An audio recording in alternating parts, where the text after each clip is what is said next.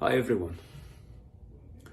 Hamas has been waging a psychological warfare against humanity, blackmailing everybody, using children, infants, babies, taking them hostages, using human shields, committing genocide, and still playing the victim, expecting from humanity to break and to meet with their demands, unrealistic demands.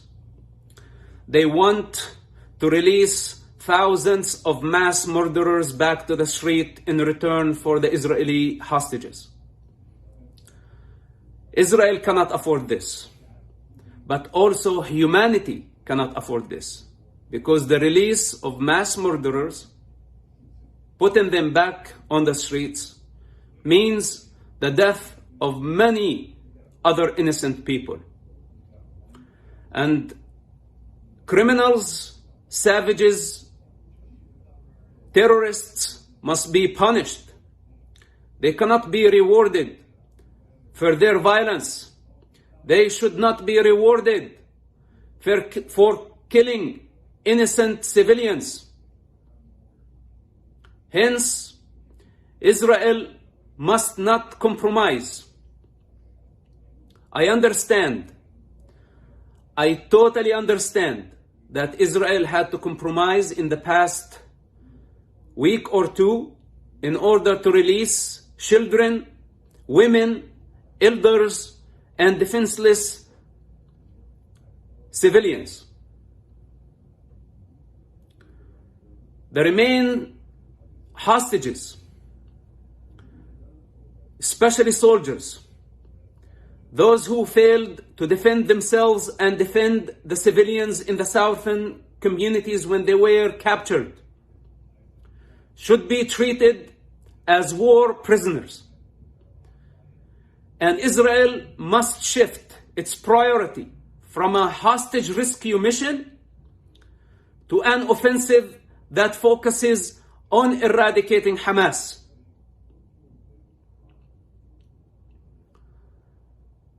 Now we have children, we have infants, we have them back home to safety, and this is a great progress. But we cannot go on like this.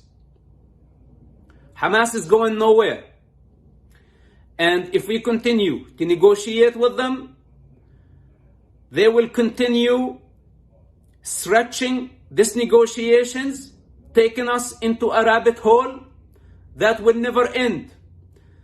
And this is their goal, to get away with their crime. And we cannot allow this to happen. There is no other option for us but to stand united, fight together until Hamas is eradicated, for the sake of Israeli children and for the sake of Palestinian children. Now, Israel has thousands of Hamas members in prison, and Israel must use this card. This is the time when Israel needs to use Hamas savages in prison to pressure Hamas leadership everywhere to release the hostages. We have mass murderers in prison, and they have all type of privileges and human rights. Israel cannot continue like this. Prisoners like Ibrahim Hamid, Abdullah al-Barghouthi must be sentenced to death. And Hamas must have a time frame, a month or 2 or 6 months, to return the hostages. And if they don't return the hostages within a time frame, Israel must execute top Hamas leaders in prison, especially the mass murderers. And when I say execute top Hamas leaders, I mean no exception. That includes my own father, the co-founder of Hamas movement. In this war, there are no exceptions. There is no difference between military wing and political wing. They are all partners in the crime. I made a mistake 10 or 15 years ago when I saved his life many times. I was going against evolution. He was supposed to die for his actions. I saved his life, and here we go. Things did not change. Things got worse. Hence, I give the Israeli government the permission to execute all Hamas top leaders in prison before we go after them in Gaza and before we go after them in Qatar. And again, I make myself very clear. No exception for anyone. All those who conspired, planned, validated, justified Hamas genocide must be punished. And if this is what Hamas want, the release of those mass murderers, then in my opinion, this is the head of the snake. And the head of the snake at this moment is not in Qatar and it's not in Gaza. It's in the Israeli prisons. If Israel know how to manage and how to play this card against Hamas, I guarantee you the return of all the hostages and the defeat of Hamas.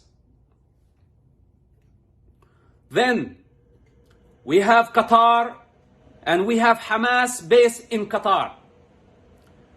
We should not consider Qatar as a mediator, as a fair third party, as long as they host Hamas leadership and Hamas operation in Qatar. Up to this point, they functioned as a mediator, and that gave us what we wanted, what we needed, the release of children. And this is a great progress up to this point. But from now on, Qatar should be treated as an enemy state as long as they host Hamas leadership on their soil. Israel must make this very clear to the Qataris and to the rest of the world, that as long as Qatar keep Hamas base in Doha, Israel will have the right to go after Hamas leaders on the Qatari soil. Qatar must have a time frame within a month to expel Hamas leaders from Qatar. If they don't obey, Israel is not under any obligation to carry an attack or to carry an assassination on the Qatari soil targeting Hamas criminals. Then the front in Gaza. I recommend from this point on to reduce the fire and to concentrate the fire that is going to target mostly Hamas and Hamas leaders. We should not be under pressure that we have to accomplish this operation in Gaza within any time frame. Even if Israel would consider an announced ceasefire, then this is fine, as long as Israel is watching every move Hamas does on the ground. Wherever they go, whenever they surface, that there is a missile coming from heaven that is going to hit them very hard.